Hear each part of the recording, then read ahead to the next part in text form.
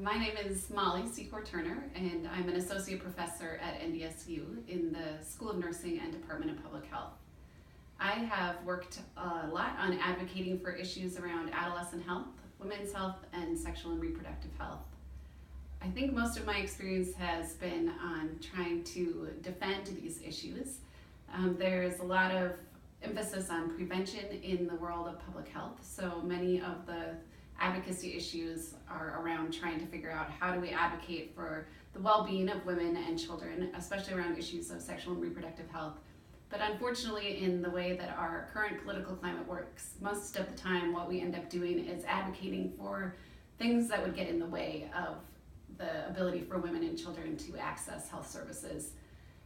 So for one example in North Dakota that I worked on was when we had a legislative, or actually a Measure 1 was a proposed amendment to the North Dakota State Constitution, and it would have given full human rights to unborn fetuses. And so that had a lot of implications for several things that were related to health for people in North Dakota. One of them being access to abortion services, and another being end-of-life care issues for people. So this was an issue that really spoke to me both as a person who was concerned about reproductive health, but also as a nurse and knowing that nurses are really involved in helping patients make those decisions.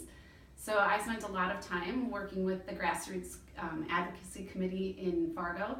I did things like went and knocked on people's doors asking them to please vote no on this amendment. I made lots of phone calls trying to explain to people what this amendment did, what it meant for people, and answering questions, giving ideas on how to make decisions on which way to vote when it came time to vote, and then lastly, just making calls to encourage people to vote. And that was a really fun campaign to work on because it had a lot of energy around it and because it was successful in the end.